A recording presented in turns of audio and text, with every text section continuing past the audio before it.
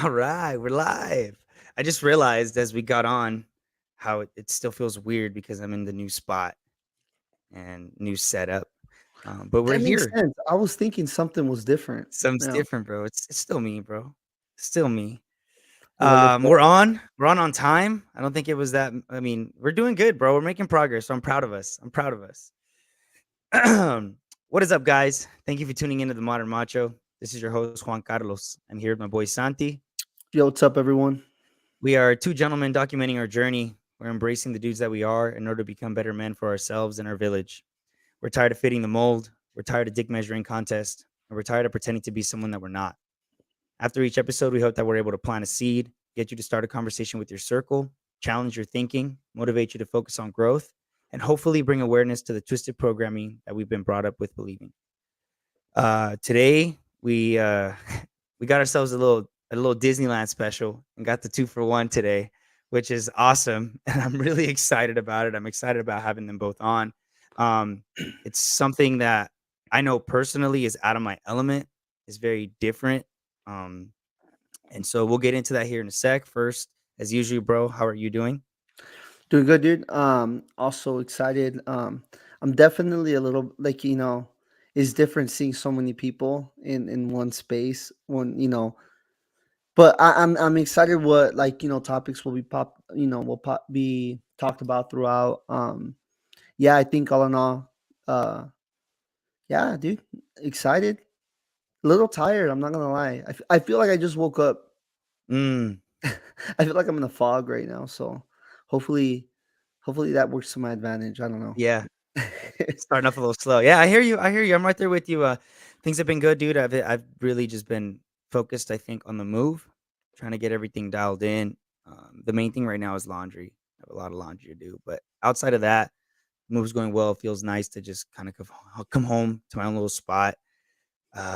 Julian's been gone for spring break, so that's been a little weird. It's been a little tough. Definitely miss him. I think like the first day, right? First 2 days was okay, I could take advantage of this and just use some time for myself, whatever that might be. Um, then it was like, okay, the fuck, I'm ready. I'm ready for him to come back. Now I don't know what to do. Now I have too much time, and so I'm excited to see him.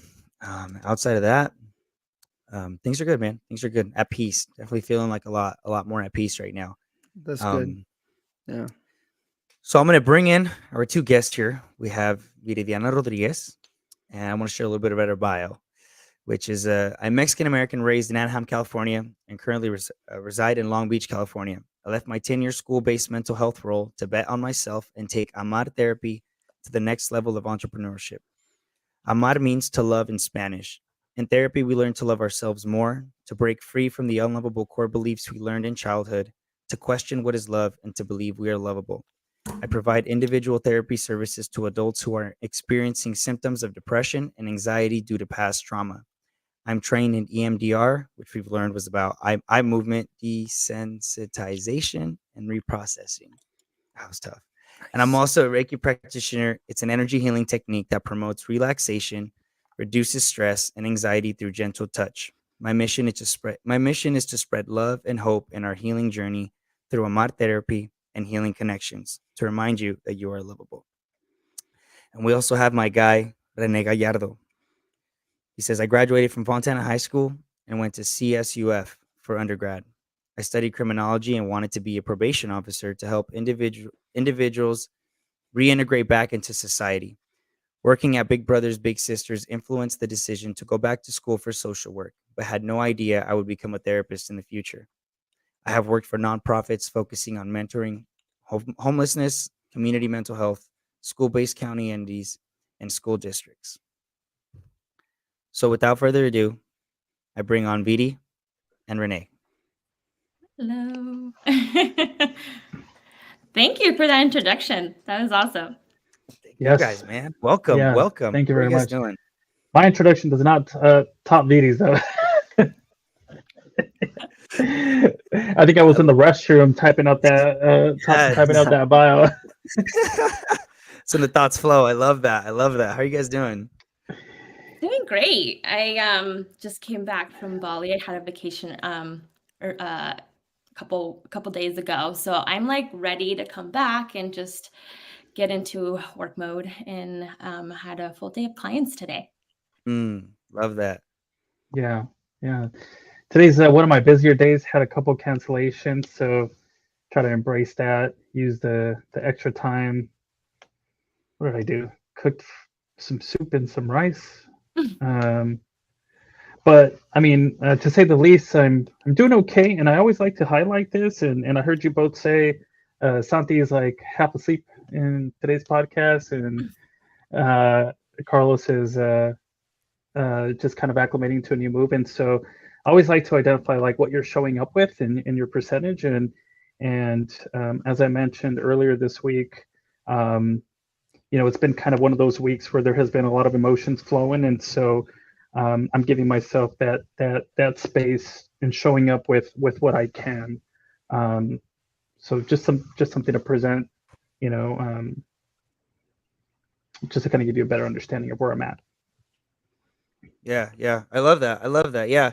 I know as a client, I always like appreciate and respect, and even just jumping right into even men talking to men, like knowing what it's like to practice setting those boundaries and knowing ourselves. To me, like I have so much love, and I think that always stands out to me when someone prioritizes that and says, "Hey, I need to sit back," or like Sant said, "I'm here, but I'm Mm-hmm. tired." To me, I'm like, "Oh, Mm-hmm. that's dope. Like that's cool." And even for myself, I think it encourages me on one end to continue to do it, but also understand how I've felt those moments even of guilt, right?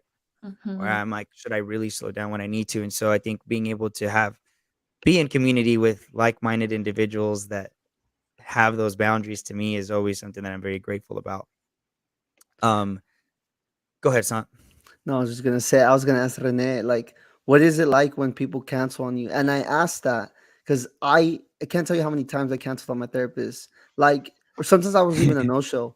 I would literally just like, I think I'm good this week, And the amount of times I did that, I mean, and I did it in my college years where like it was free, and I think I took it for granted. Um, but I mean, I'm just curious. Like, I mean, really, what you as well? I'm sure you get cancellations, but what is that like? I mean, is because I mean, I don't know. I feel like there's a range of emotions that you could feel from a professional lens. I can go first. I know life happens sometimes, so I always give my clients like a freebie, like meaning if you can't make it and it's a late cancellation and life happens, I just don't charge them for the actual session, but I do have a policy, obviously, with regards to cancellations and being able to cancel within 24 hours.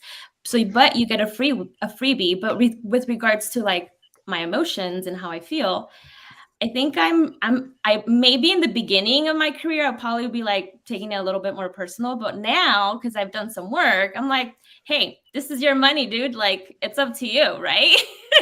Like you Yeah.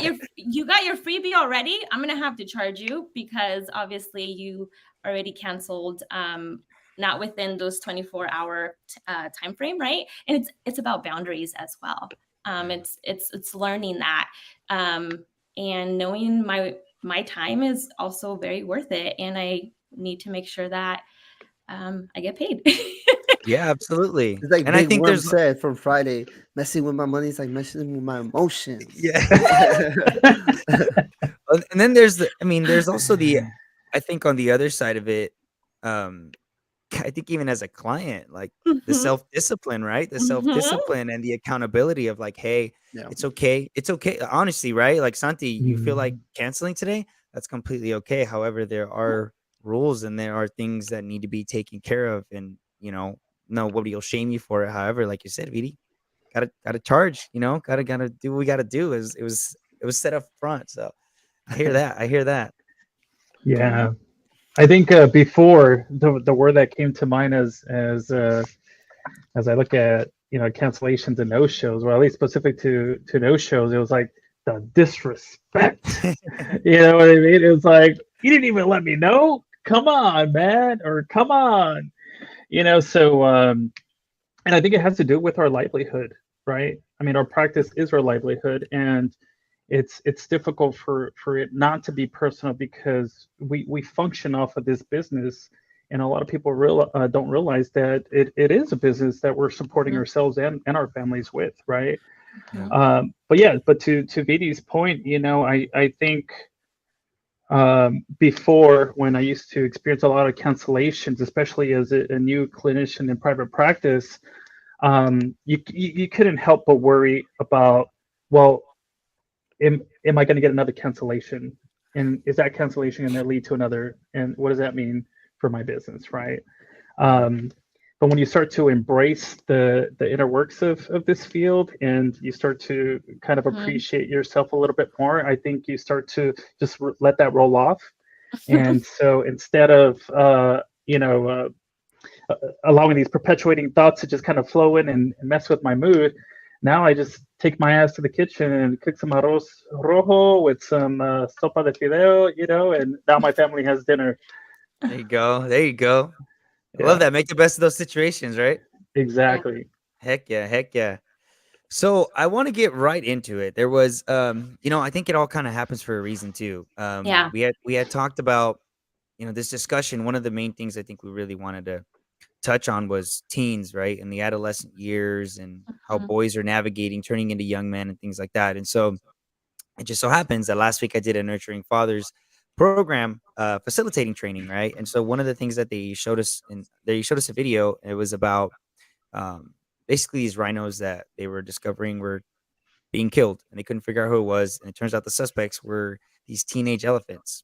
Mhm. And as they did more research, kind of find out the parents weren't present, the dads weren't around, right? So long story short, what they ended up doing is they end up killing these elephants, right? And then with I don't remember if it was some of those elephants or the even younger ones, they end up Mhm.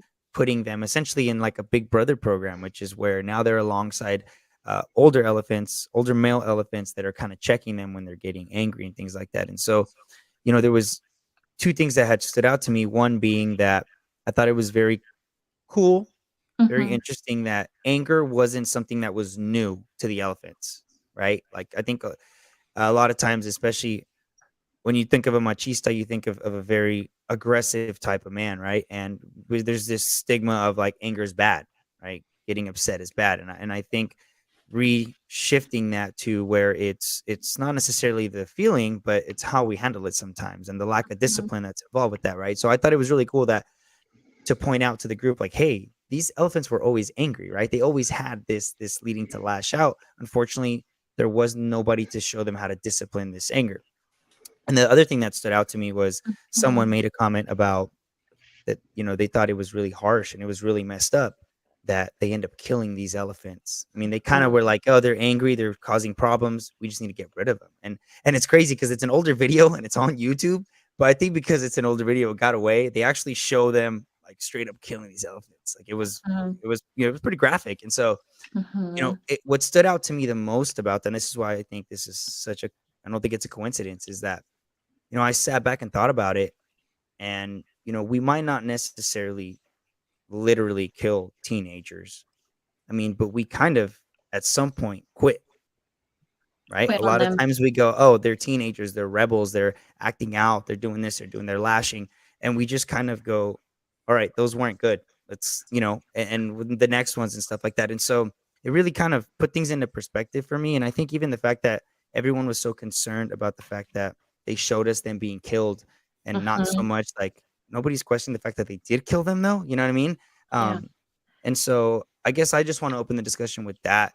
I know you both, if you guys could share a little bit about the work that you guys have done. I think you guys are a little Yeah. familiar with young boys and some of the stuff that they've Yes. been having to deal with growing up.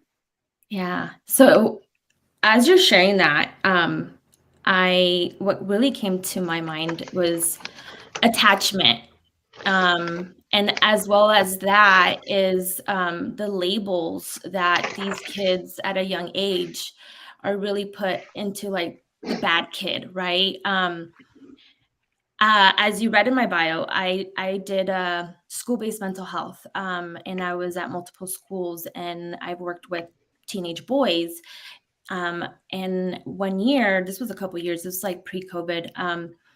A lot of these boys that were getting suspended, and they were the bad kid, right? They were demonstrating anger by either fighting or being disruptive in class, right? Their consequence is to suspend them, right? And they would get referred to me as an alternative to suspension, to be able for me to support them in a way, right? And these male boys, teenage boys, literally, this is middle school, and they're coming to me for support, or they're being referred to me for support. It's not even like them wanting it. So, but they're being labeled already as the bad kid on campus, right? And they already have taken this role as well. And in the process, I had to offer them a group service, like a group counseling service, right? And all these boys, getting them to trust me, right? Getting them to get their buy-in and say, yes, I want to meet with Miss Rodriguez, because I would go by Miss Rodriguez at a school campus. Like, just for a male boy at that age to be like, yes, I want to go talk about my feelings. That was so hard for me to do. Like, it was really hard for me to get 6, 7 boys to be like, yeah, I want to meet with Miss Rodriguez on campus once a week and talk about anger, talk about feelings, talk about my behavior. Right. And this experiment kind of reminds me of this situation, because these boys were already labeled. They were getting angry, right? They were showing it by their behaviors. They were not connecting with anybody on campus. And I had to give them that one way or another. And I had to build that with them. And I had to also kind of get their buy-in within one session and agree, being in a room with other boys that maybe didn't even get along because they were rivals, right? Mm. And point is that I did the group. Long story short, like, I did the group, and they loved all the sessions that we had. We talked about different topics. I was able to build community connection. I was able to get them to talk about their anger, about what they are exposed to in the community. I gave them a safe place on campus. They felt seen, they felt heard. And then after the group was over, they're like, can we get this group second semester? So they wanted more. They like wanted to come back. And I was like, wow, this is amazing, because that just gave me so much reassurance that they obviously felt heard, they felt seen, they learned more about themselves, and they were really connected with even each other. And they would see me on campus and be like, hey, Ms. Rodriguez, when's our session today, right? And in the beginning was just more like, I'm just going to get out of class. I'm like, okay, I get, if I can get you that way for now, I'm okay with that. Yeah, right? yeah. But eventually they wanted to come, and I was like, wow, like, we need more of this in these teenage boys at such a younger age, even elementary now. And there's such a huge need to that. So they're finding themselves, right? They're finding their identity within that age group, and it can be very confusing for them if they're not having that role model. And I feel like middle school kids, man, they're fucking difficult. I used to work in the after school program with middle school kids, and being the only male that was on that site, they gave me all the boys. And I had boys. Some of them were good, some of them were a little wild, and depending on like their backgrounds, I noticed a lot of them came from single parent households. Mhm. And so them to get them to trust me was so difficult. I mean, and they're hot and cold, right? It's like a roller coaster. There were days where I'm like, "Oh, I finally got it." And then the next day they would just like not pay any attention to me. And Yeah. maybe it's because, their experience, their levels of trust had changed. And so that was really difficult. Another thing I noticed in working with these middle school kids was, you're right, anger is many times they resort many of their emotions to anger, even happiness, even like when they like one of the things they love to do is play football. So I Yeah. would always take them and go play football during like the rec time, whatever. When they celebrated, oh, like it was never like yay or like whatever. Their celebration was flexing Tough. on somebody, you know what I That's a mean? good point. Yeah. Getting that big hit, you know, Yeah, and it's yeah, always this tough guy, like, don't mess with me, even like when they're having a good time, if they're having a good day, you know. So I think you're 100% right, in that anger many times. Boys learn that that's what they should be. They should be aggressive, whether it's to be it's a defense mechanism or whether it's something else, right? So yeah, most definitely. yeah. I think Vidi shared a really good perspective about attachment, and Mhm. I think I'd like to share a story before I get into the attachment a little bit. Um, and part of the reason I know I mentioned this in my bio, but part of the reason why I wanted to be a probation officer is it's a little bit more closely tied to my life experience and my relationship with with my brother. Um, but I think the goal with criminology, because I essentially went in as a bio major, in pursuit of following in my sister's footsteps. But then I realized that it wasn't necessarily for me. I went into criminology, and that was a perspective. Is that like I know everyone kept on asking me, "Are you military? Are you?" Um, it's just kind of like based off of the structure of the way that I carried myself, and I was like, well, I don't like being perceived that way because I feel like my heart's a lot bigger than that.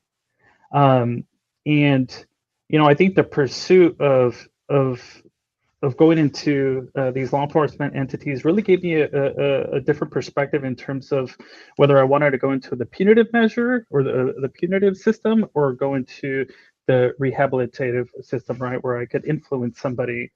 Um, but I think the idea is, with regards to, to attachment, um, and having the sense of security comes with the ability to regulate, right? You think about when our children are very dysregulated and the attachment that we build with them gives them the confidence that they can manage their emotions in a specific way, right? Specifically with regards to my 2-year-old, right, who's going through these or several developmental, stages, and she wants to be independent, and I want to exert my control because it's part of my agenda. But if I have my agenda, then I exert my control over her, which means that I'm forcing her to regulate on my terms, right? Versus giving her the opportunity to explore, to experience, and then give her that reassurance when she doesn't regulate, but giving her that reassurance that will help her regulate at a later time. The attachment piece is just so important, not only with regards to security, right? With how you regulate, kind of going through the ups and downs of life, but it is a big aspect of identity formation, and that's what Vidi was talking about. Specifically with adolescents and their hormones in that specific, um, developmental milestone for adolescents, where they're trying to explore their identity on top of going through those hormonal changes, right?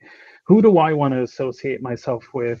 Who do I consider to have those very same values that I have?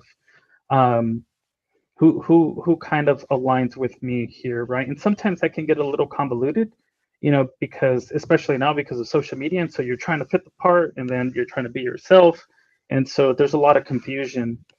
Um, but I think those are where a lot of the issues manifest. Is the attachment, the insecure attachment, or the anxious attachment, or the anxious avoidant attachment. Um, because as you go through life, especially if you grow up in a structure that doesn't necessarily come with these modern beliefs, then we're forced to push our emotions to the side. We're forced to suppress them or to not draw too much attention to them. And so when it does come to an activating situation, there's a lot of confusion. You don't really understand what you're experiencing, and whatnot. And so, that's a big part with regards to my experience at the school setting. I was at Santa Ana Unified during my internship days at a community day school. Not too sure if you guys are familiar, Reach Academy. Yeah. Very tough kids there, middle school, high schoolers, and Santa Ana seems to have like a more of a zero tolerance in respect to some other school districts that I experienced. But right off the bat, you go in there and they're holding their head up high. They're not talking to you. They're not engaging. And being a practicum student during that time, I was just like, how the hell am I going to engage these kids that don't want anything to do with me? And I started observing because I was more like academic and career development focused. And I realized that a lot of these students had earbuds, right? They were listening to music. That's what was keeping them regulated during class. That's what allowed them to function as best as possible. And so I'm like, okay, well, I'm not going to be able to engage them in this because obviously they're not interested. So why not? Let's engage them into something that they are interested in. That was music. And so while I was there, I created an open group that was focused on music, and I allowed these students to bring in whatever genre, whatever songs, no matter how disrespectful or how gruesome, because in some way or another they were able to connect with it.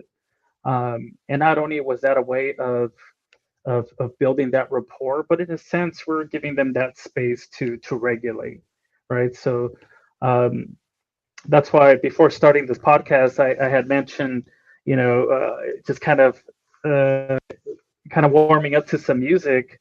And I think after my report on Spotify, I think it was like over 100,000 hours, not only because of the music that I play in session, but the constant music that I'm constantly using to help regulate. Very cool. Yeah, man. I used to work in Santa Ana for like 3 years. I Mm-hmm. worked with the Orange County Bar Foundation, which is a nonprofit, Oh yeah. and I actually started working their shortstop program, Mm-hmm.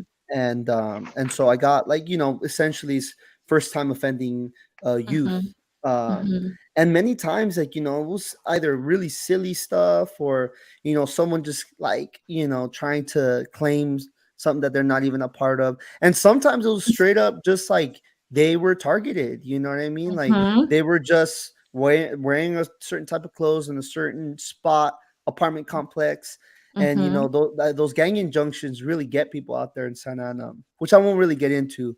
But I was Mm-hmm. also a criminology major at UCI, so I also wanted to go. I actually wanted to be a youth police officer at a high school. Was what I like. That was kind of like the vision I Yeah. had. SROs. Yeah, the Yeah. SROs. SROs. Oh, Yeah, that's I super mean, cool. yeah, as a school social worker that I was, and I did school-based mental health, I would work with student resource officers all the time. And having that dynamic when a kid would be in trouble, and I would always try to obviously hear them out and I would advocate for them, right? But then there's the law enforcement and they would get in trouble. And there was that thin line to always like get their trust and be on their side, but at the same time, like, dude, there's consequences, right? Like Mm, there's like your behaviors and there's consequences to that. And we talked about this before, but you ended up going up to them or whatever it was, right? Or you ended up tagging or whatever the situation was. And then I have SRO coming up to me like and giving me like, hey, there's your boy. I was like, yeah, he's my boy. And I'm trying to make sure that I got his back to some extent, you know? mm, Yeah. And I think, it's not like Sant was saying, not really like to get super Mm-hmm. in depth with it, right? But like there's that other factor as you mentioned of the trust where you could be doing everything of how things should be for the teens, building the trust, and then being targeted. And it's like, even though BD, that's out of your control, but in a way you kind of get like the repercussions of that because now as a teenager, you're like, dude, you told me all I had to do. You know what I mean? Like they're essentially dropping their walls little by little to Yeah. trust. And then sometimes some of these systems are set up for them to fail. And like all these other factors, like I said, without getting too in depth into it, but like there's so many factors that kind of play Mm-hmm. out with that. And I think one of the things that really stands out with all this is just the time it takes, right? The fact that you talk about suspending kids, we talk about the punishment based, which is, I mean, that's what I was brought up with too within my own Yep. home, right? And I think for a large majority of the time, to a large majority of us, it works in that moment, or so we think it does, right? Like, Fear just like if you're based. told, hey, exactly, just like if we're told to be quiet at the store, in that moment, it works. And one way or another, even if it gets to the point where I was spanked, but it did work. But in the long run, nothing sustainable was happening, and all that Mhm. was being missed with that, right? And so we're suspending kids, we're doing things that in the moment is maybe getting them, throwing fear into them, where it's like, son, if you don't pick up your grades, you're gonna lose this, you're gonna miss out on this, you're gonna miss out on that, you're gonna have Mhm. to be here this summer, right? Again, but then seeing you guys being so passionate about your work, which I think is incredible too, and I have a lot of love for, but it's like Mhm. the amount of time that it takes, right, to really build those relationships to help them. And and I think that's the challenge, right? Because to give them something sustainable, it's going to take some serious time. Yeah, and there's a big parent component to that too. Hmm. That we always try to work with parents, but there was always parents that were either inconsistent, right, or not both parents were there, or even like it's a big system, and we only have a factor into the students' lives. So I'm not working with that system at the moment anymore, and I'm in private practice, and I see only adults now, and I still see male adults really stuck in their teenage years Mm. because of that fear-based approach that they Mhm. experience, right? So as an EMDR trained therapist, we talk about those memories that are still stuck there, and that we need to reprocess those memories that were fear based and that have had these long term. They're in adulthood already. They're in their 30s. They're in their 40s, and they have those memories in childhood and adolescent year that they're still with them in adulthood. I Yeah. don't, I don't know why I wanted to raise my hand. I guess since we're talking about school, Carlos is a teacher No, no, here. not at all, bro. Not at all. Go ahead. Go I'm just kidding. Now, ahead. to your point, Vidi, you're talking about the big parent component Mhm. and kind of like the zero tolerance suspensions.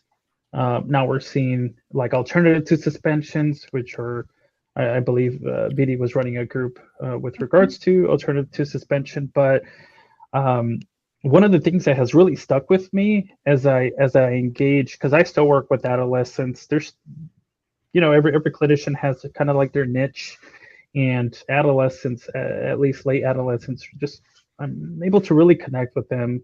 um, and I work with adults as well, specifically first time fathers, and young professionals. But anyways, going back to the punitive aspect of the system and maybe the lack of parent involvement. We usually judge behaviors with, and we associate them to consequences, right? As opposed to trying to understand the Mhm. behavior. Um, because one of the things that has really stuck with me, is that behind every behavior, there's a need, Mhm. right? And Mm. if you look at the needs that we have, growing up, or even as adults, we think about our needs now. How relative are they to needs that we didn't have met, Mhm. um, when we were younger, right? Yeah, it's deep. Whether we lived in fear, whether we Mhm. lived in uncertainty, whether we lived in chaos, those are great and significant components that contribute to the way that we react. Um, and so, behavior is kind of, I would say, is how your car performs, Mhm. right? Um, when you give it some crappy oil, it may not pull as fast, or it may heat up. And so you really have to treat, you have to associate the behavior as a function of a system, right? Because everything that we experience, they're all senses, and just kind of like the car, the sensors picks up a faulty sensor or whatnot. That's exactly how we experience it. How attuned we are to that may vary depending on our self-awareness, right? Yeah. And that's one of the biggest things that I'm have began my to focus my niche around is really that awareness around somatic experiencing, and where in your body do you feel it, and how intense is it, and as you focus on that, what is coming up in this moment, right? Yeah. um I I want to I'm like processing everything you guys are saying. I'm thinking about like, coming from a place of love to our parents, right? That Mhm. I think are doing their best to help out their teenagers, Yeah. and I think also part of the struggle there, as you mentioned, right? Like there's so many things that you can do, and like Mhm. parenting is such a key part of that, right? And it just I can't help but think that sometimes maybe it's hard as a parent to realize Mm. our worth, right? And Mhm. I don't mean our power. I don't mean the control factor of being able to yell at our kids and have them do what we want. But I think, and I mean, of course, it's a responsibility, but it's like we don't know how beautiful like we are as individuals and how much our kids need us, right? And I guess like what I want to ask you guys, and if you guys feel comfortable asking, because I feel like this is what really opened my eyes to this, is like our teenage self. Like when you think of your parents, what is something that your teenage self needed?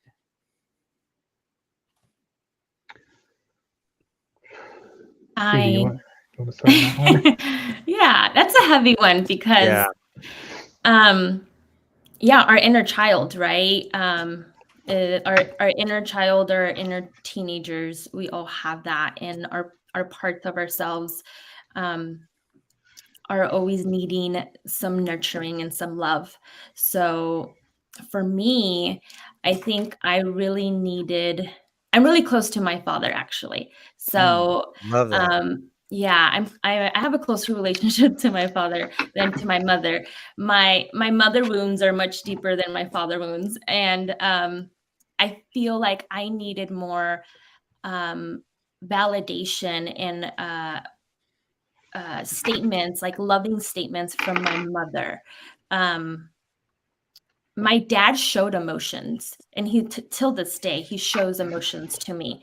He cries with me.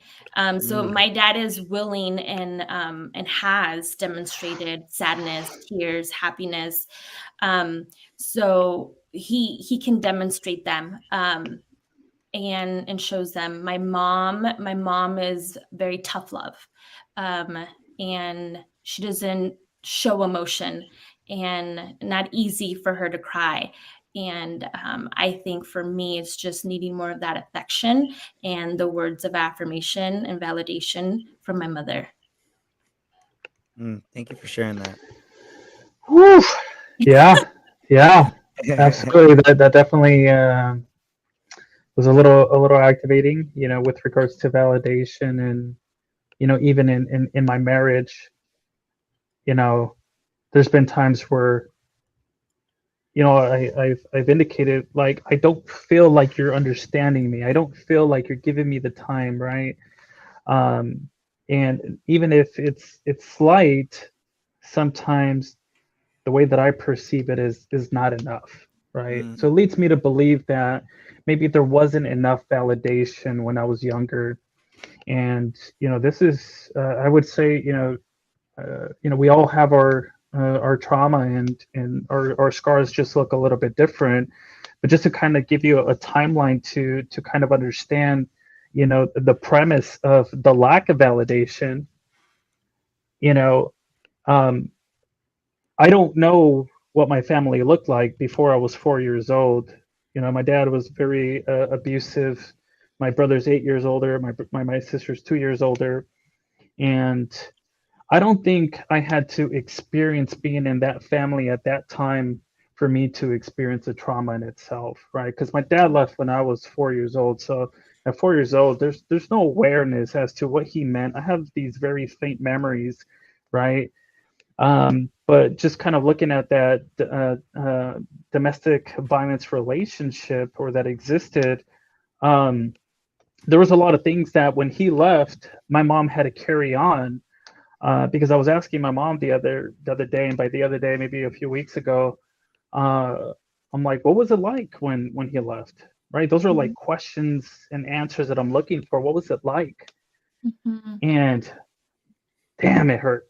It's powerful. It really did hurt because I'm Central American, Salvadorian, and um, what my mom had said was that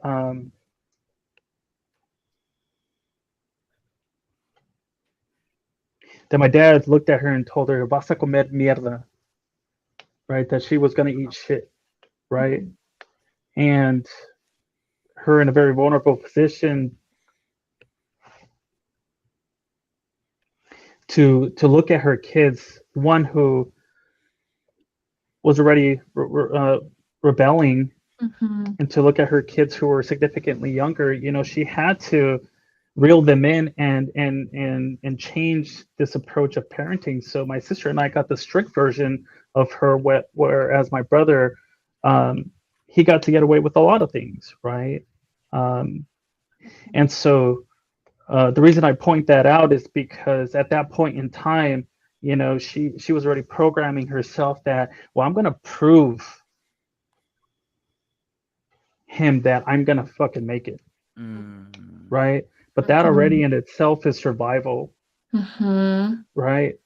And when we're in survival, there's a lot of things that we want to give our attention to, and we know that they deserve our attention, but there's so many other important aspects of life that you're trying to fulfill, for the sake of basic needs, that we don't Mhm. move up the hierarchy Yeah. to try to be intentional and connect with our kids, right? And Yeah. so, you know, the extreme of having so much love from my mom because she had a big heart, but at the same time, Mhm. there was a total polar opposite where she would just discipline the crap out of us. And I always make fun of her. I always say, "Man, you always made us kneel on rice with the watermelon over our head." She's like, "That's not true."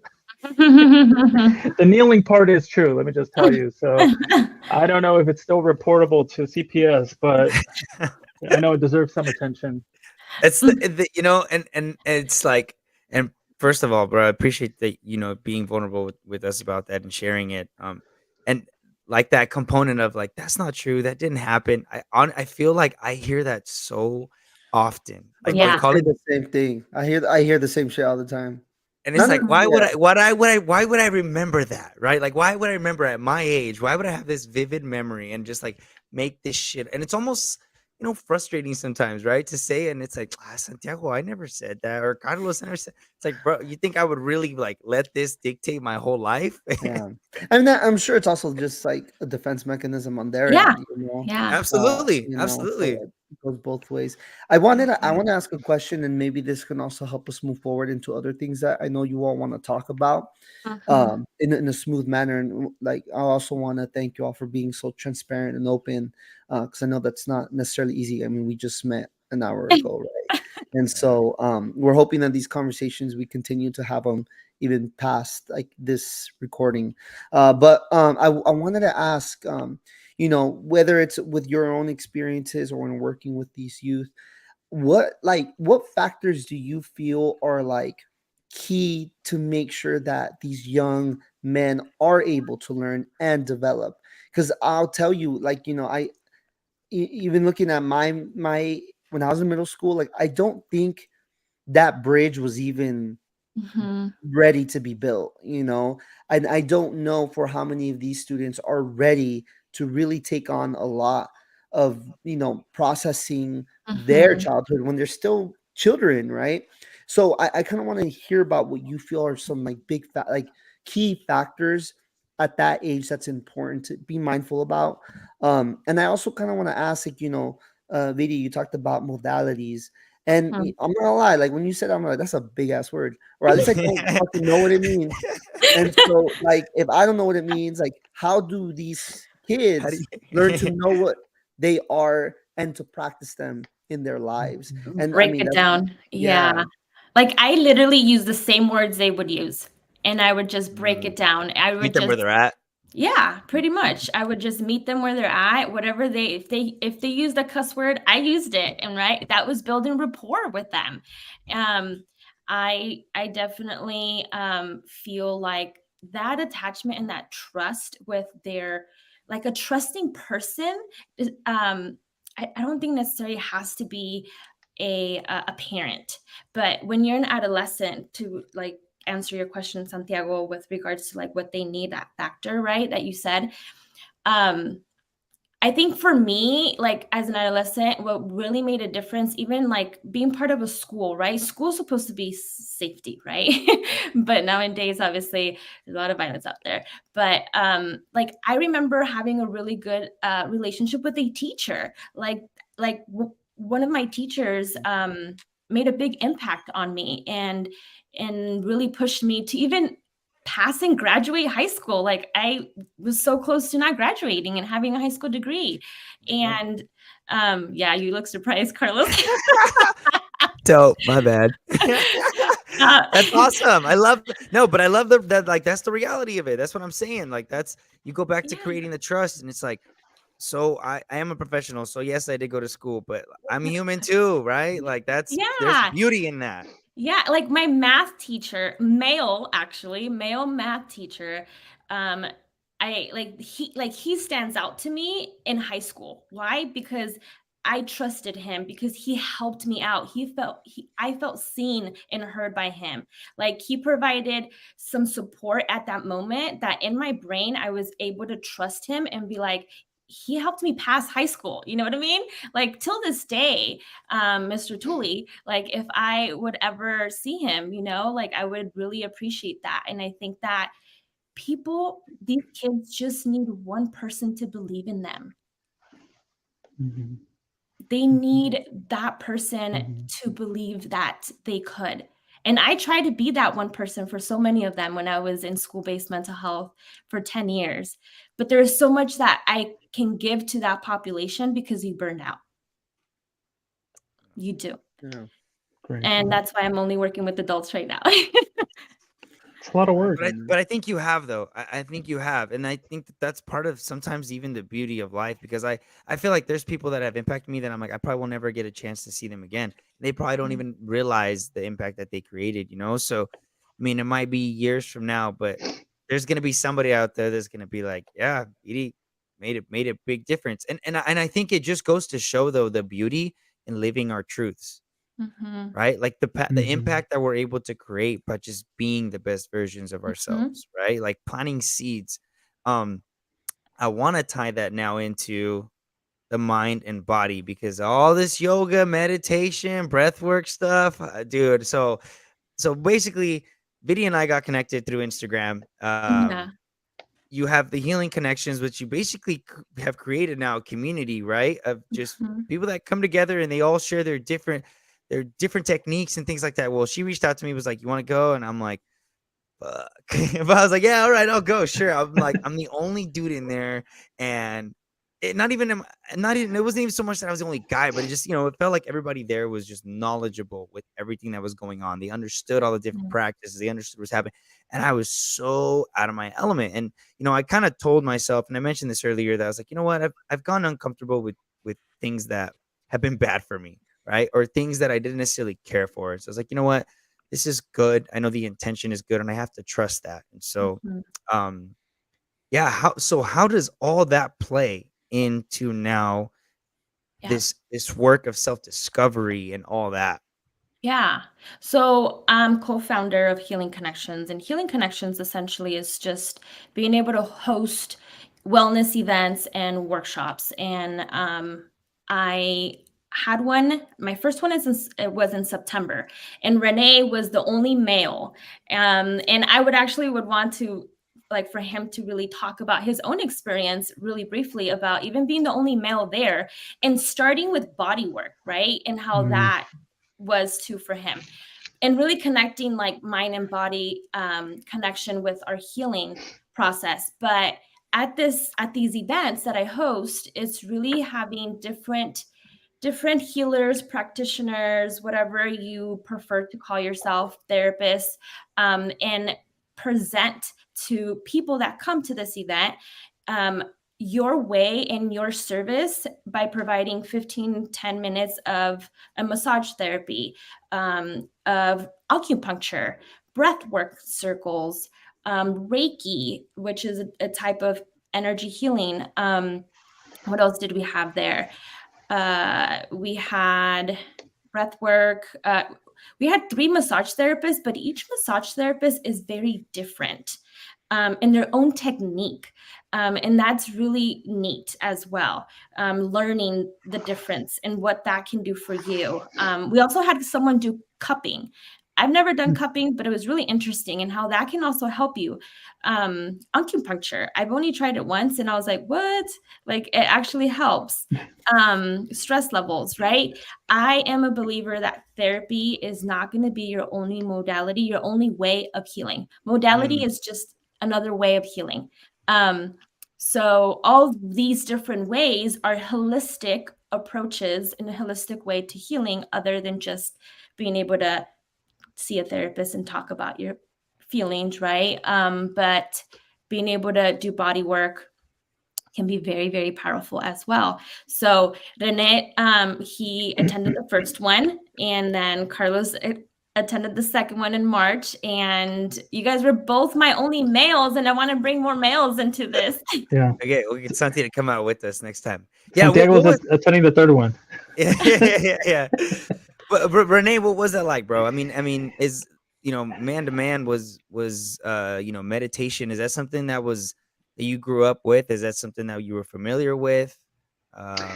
Yeah, absolutely not. And Okay. before I move into that, I mean, I just want to give the highest regard to Vidi, being an entrepreneur and in creating an event such as this nature, because I already kind of went in, with some notions that didn't really sit well. But I knew that I had to support my colleague, and Vidi and I, we go, back to, we've known each other for quite some time, and in different sectors of work. But from the beginning, there was dual dragons, right? Yeah. And I was like, okay, well, let me go get this free massage, right? Go in, and then they start telling me a story about my body, right? And as they're feeling these different pressure points, they're trying to connect that with this story as to how to understand your body and be more present with it. And it truly made sense, very grounding. And it was a really good experience. It's a couple who does the therapy. I don't know if they always do it jointly or if they do it independently, but I just know that I walked out, giving them hugs and embracing them for the work that they were doing. It kind of set the tone for me. It helped set the tone for me. I think I spoke to where I got the Palo Santos sticks. Yeah. Right. I don't remember Amelia. that. Amelia. And then she started telling me about my soul and the energy. And I was like, you know what? I don't want you to be right, but you're freaking right now. She's all like, you need to rekindle, or you need to get in touch with this piece of your life that's missing. And I was like, what fucking piece are you talking about? You know what I mean? And I'll tell you, it's the piece that's 3,000 miles away, right?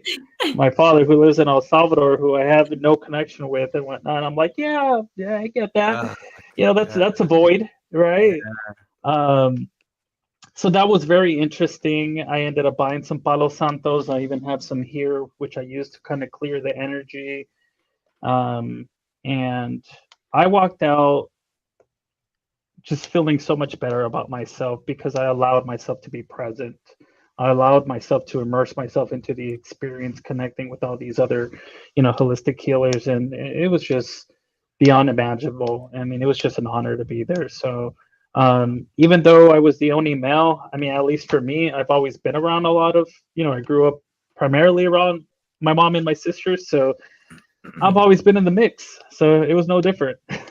Yeah, yeah, You know, yeah. just recently, me and my wife celebrated our first year in Santa Barbara, and Mm. we had this like spa thing set to go, and they did this part where like they put these rocks on my head and shit, and like they just put it, and bro, like I couldn't help but like I'm trying to stay serious, and like I just couldn't help but want to laugh because like they're just putting these rocks and like I mean I don't know if it was like something, right? They were doing it for some reason, um but like even right now it's like you're kind of you're visualizing it for me. I feel like, and I don't know what it is, right? I don't know if it's maybe even like a defense thing, or it's like, no, you can't take this serious, or maybe that part of me that's like, this isn't doing shit, because I think even sometimes when it comes to therapy, that's the mentality that a lot of Mhm. people tend to have when it comes to these things. Like, man, like how the fuck is like you poking me with a needle going to do anything for me, right? um and so I mean it's just a perspective, and I know a lot of our listener may come from that background or whatever the case might be. I'm not asking y'all to speak on it. It was just a memory that kept coming up, but Yeah. I'm super down to go to the next one. And now I was just about to Let say, us if know. there's any couple massage professionals out there that are willing to sponsor the Modern Macho, Santi and I would be more than willing to try one of these spots out and see how it goes. Just throwing that out there. If anybody if anybody wants to sponsor, we're here. We're here. We'll be guinea pigs, I'm dude. ready. Well, in June, I will be doing one specifically for men. Cool. Yeah. Dope. Okay. So Do you have a June, date? Do you have a date? I don't have a date yet, but it's going to be sometime in June. Okay. I have Carlos and Efrain, someone else. probably. Who? Probably Efren? is it? I think it's Efren? Efrain, right? Sí, Yeah, sí, yeah, yeah. I sí, think so, sí. right? Yeah, I was yeah, yeah. thinking about his name. Yeah, yeah, yeah, yeah. Yeah. So I have you two and then someone else who came forward and want to be part of it. So I was thinking you guys can be my boys and my leads. Man, I'm in. Um, and being able to really create this workshop for men in June and have a discussion the first hour, and then the second hour you will be doing a sound bath healing. I don't that was the other way, an alternative that was there. Sound bath healing with breath work. So being able to just utilize your breath and do breath work, it's powerful. Mm. It's super, super interesting as to how you can regulate yourself and go to these like extremes of breathing where your body's reacting. Yeah, it's super, super powerful. It's funny. I was talking about before we got on. Renee had asked me about what therapy has been like for me, and I was just Yeah. saying like, dude, not that long ago, all this stuff was corny, right? Even like your phrase of being present, it's not the destination. All the stuff that I would hear, that was like, oh, this is so corny. That now I'm like, fuck, like I get it. Like I'm starting to understand a lot of stuff. And one of those, during the move, so I think it was last week, I'm like stressing out about the move, and uh I got into this mode of freaking out where I think I would have normally like shut that down, right? And I literally had a moment where I was talking to myself and I was like, all right, Carlos, like your body is responding to something right now. Like it's feeling a bunch of shit.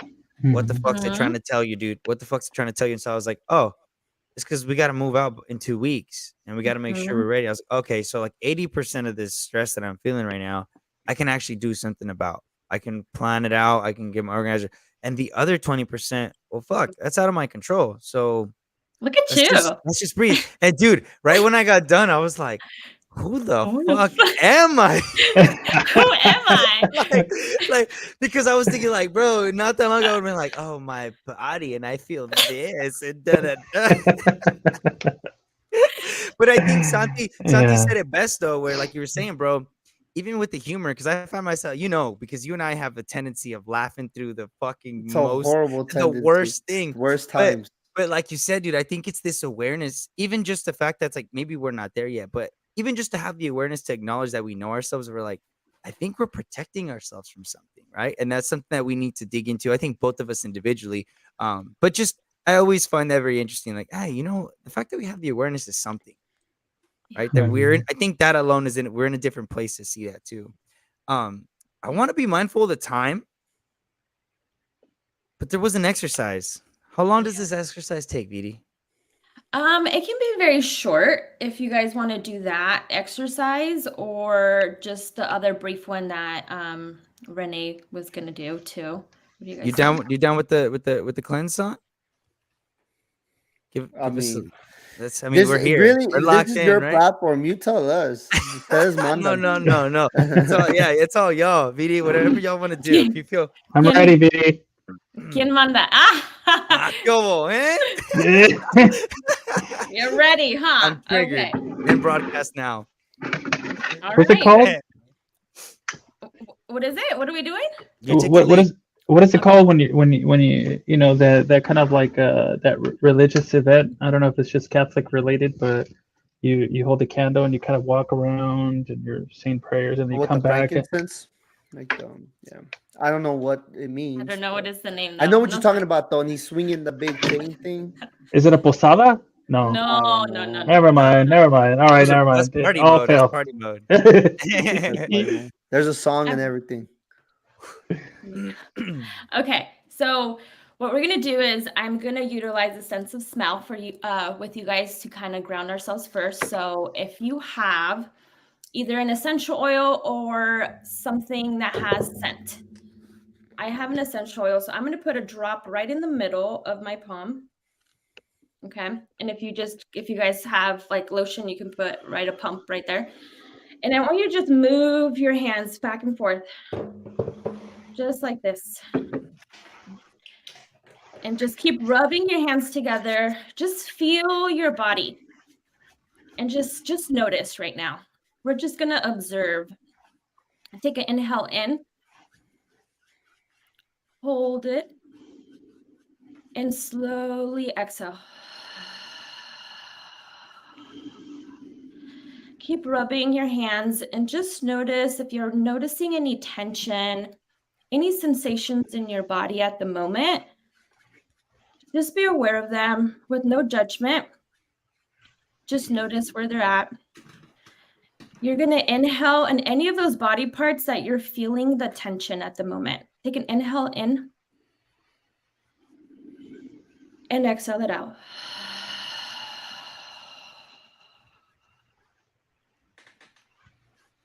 Okay. What I'm going to have you do is just wherever you're feeling comfortable in putting your hands in your palms, if it's on your legs, if it's by your sides, wherever it's at, make yourself comfortable. I want you to set your feet on the ground if you can. And we're going to ground ourselves to really sit in a way that we're going to imagine a big tree that is part of our spine, this big tree, and has some roots on the bottom, right? So we're going to envision these roots right in the bottom of our bottoms.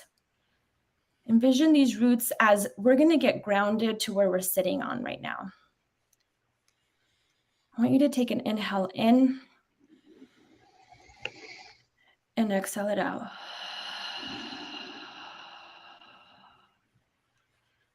If you're feeling okay and putting your hands in your heart center and your chest center, if you're just okay with leaving it where they're at, it's okay. What we're going to start to do is we're going to start with our root chakra, and that is right in the bottom of our spine, right all the way where we're sitting in our bottom area. Our root chakra is red. So I want you to envision a red light that's right in the bottom of that root of your spine where you're sitting. And then as you're noticing this red light, I want you to say these affirmations to yourself.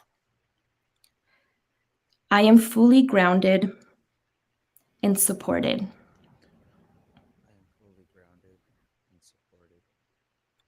I have enough. I know enough. I am enough.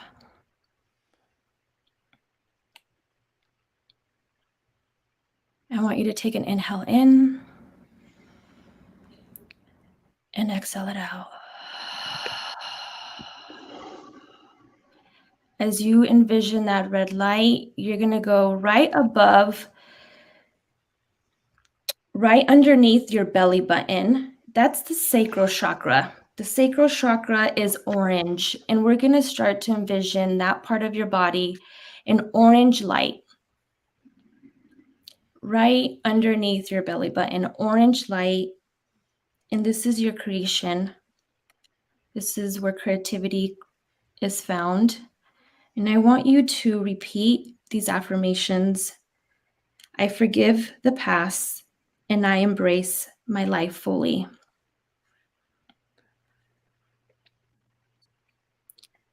I am creative and strong. I am capable. Envision that orange light, and I want you to take an inhale in and exhale it out. Your next chakra is your solar plexus, which is yellow. It's right above your belly button. This is self-esteem. I want you to envision that yellow light in that body part right above your belly button. And I want you to repeat after me. I am enough, and what I do is enough.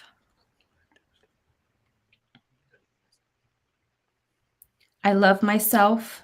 I value myself. I trust myself.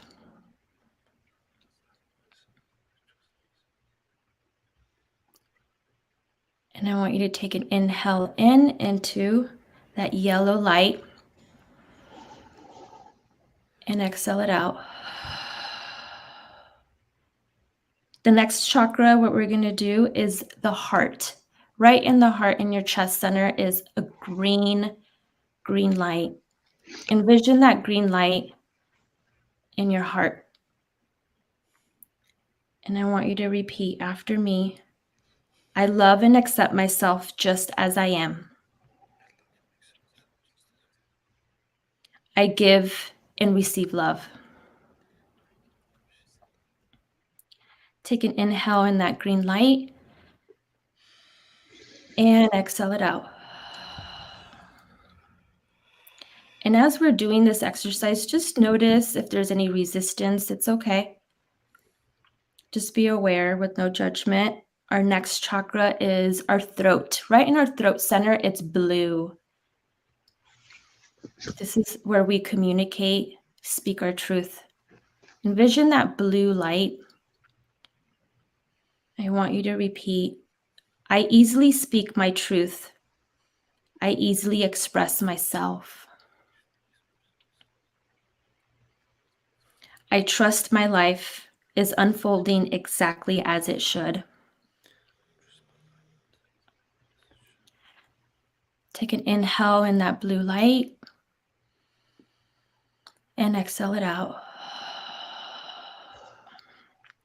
Our next chakra is our third eye. So right in between your eyebrows in your forehead area, envision a purple light.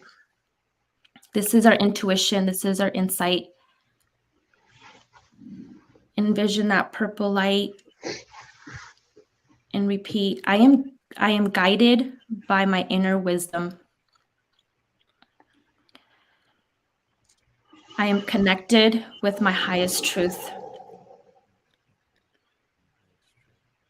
Take an inhale in into that purple light and exhale it out. Our final chakra is our crown, which is right on the top of our head. It's a violet purple color. This is our highest knowing, our thought process. We live a lot in our heads. So being able to shine that light, inhale it in and exhale it out and repeat, I am love, I am joy, I am freedom, and I am peace.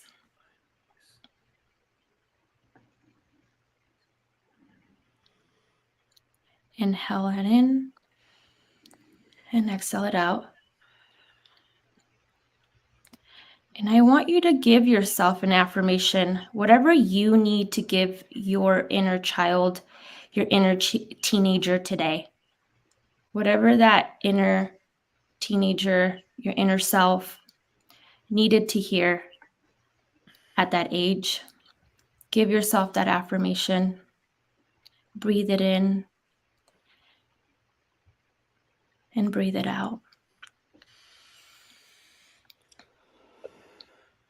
And whenever you are ready, you can come back.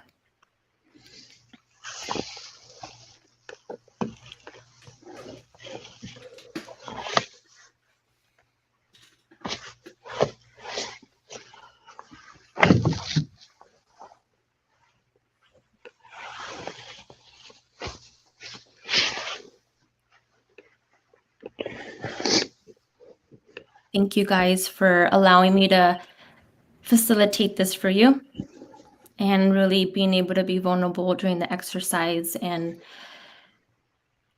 being here for yourself. It's an honor to be surrounded by you. Thank you. Thank you. Thank you. You guys want to check in? You guys are okay? I'm good. I'm good. I Okay. think I'm embracing the moment. Really trying to take everything that I was saying for truth. Mhm. Yeah. A lot of those statements are statements that we've never given ourselves. And the 7 chakras that I went through, those are all parts of our body that hold a lot of emotions that we don't realize. And when we are feeling like we have a headache, asking ourselves, am I living in my head too much today? If I am having like an upset stomach, like people who have stomach issues a lot, it's a lot of self-esteem stuff. Your body's talking. When I have a lot of like my shoulders feel heavy or like just like a lot of pain, sometimes I have to check myself and ask myself, like, am I feeling like I'm holding the world on my shoulders, right? Like there's that phase, that like statement, right? And these statements are like literally how we feel. So it's kind of like, okay, what do I need to do to really tune into my body, give myself some grace? Or I meditate a lot. So I do a lot of meditation, and it helps me start my days in a good note. And it's my time. So I hope this was helpful for you guys. Yeah, I enjoyed that. Thank you. Thank you for I think for listening and for bringing clarity to kind of what I'm processing. Mhm. Yeah, I feel like I mean, if you wouldn't mind, I don't know, is that an exercise that can be conducted like with ourselves, or like because if you could, I don't, or if there's steps that we can, I don't know if Mhm. that's like a resource that you could share. I think that'd Yeah. be great, because I feel like um I could see this being more and more powerful the more you do it. Oh, Because yeah. I think I mean, I think usually part of the struggle is that I'm on camera, and I typically get uncomfortable just with that, and this is being recorded. But I also know that, like, there were times that I was struggling, because it's, I think, to Carlos's point, it's like, damn, I don't even, not that I don't believe the things I'm saying, but they're not common for me Yeah. to say these things, Mhm. and I think just literally, like, the motor skills of saying, like, I am enough, I Mhm. am yada yada, right? It's like, the other aspects that I'm more comfortable with, albeit unhealthy, you know tend to kick in, and it turns into me fighting myself, then takes away from me being in a meditative state of mind. I'm now combating myself. Mhm. So it'd be cool to, like, have that as a resource, because I think I would like to do more of that on my own time. For sure. Yeah, I can definitely share that with you. Cool. Yeah. Yeah. And thanks for sharing. Yeah. You're welcome. Thank you guys for Yeah. being open. I'm so like I'm just chilling. I'm like I'm just gonna go to bed now. Thanks. No, but to San's point, yeah, I think it's something, it's gonna take practice. And Oh, I for actually sure. really appreciated when you said like if there's resistance, it's okay. Because I almost feel like there was a fight throughout, and when you when Mhm. you when you said that, it almost like validated it to it was like, okay, we are fighting it. It is okay. All right. And it kind of, believe it or not, it brought Yeah. me back. Yeah, it kind of like brought me back a little bit. So Mhm. it would definitely be interesting, like to try it, like in the morning on my own. Like I like to your point. I don't know if there's like videos or how we would do it, and we'll talk about that, and we'll definitely post that, so people can see that. But thank you so much for that. Thank you to the both Yeah. of you. Where can people find y'all, the both of y'all? I'm on Instagram and TikTok, but more on Instagram, with Amar Therapy and also _ Healing Connections. Yeah, same here on Instagram. It's artful with 1L _ perspectives. Love it, love it. Keep us tuned in on this workshop. Definitely, if we can, we would definitely love to be there. We want to thank everybody that's here listening. We invite you guys to join with us, if whether you watch this live or whether you're going to be listening to this next week. Definitely sit down and get comfortable and try it out, and let us know what that was like. And if it was uncomfortable, I mean, we'd love to hear about that too. I see my guy Ahmad here in the chat too, sending you some love, my guy. Thank you for tuning in. I think that's all I have, unless you guys have anything else. Yeah. Good, thank you. I do want to say, like, when we do leave, don't leave the studio. Okay. Oh yeah, that's right. That's right. Y'all have a good night. Have a good week. Take care of yourselves. Remember that you are loved. And this is me talking to myself. Thank you so much. Good night, Awesome. everyone. Good night.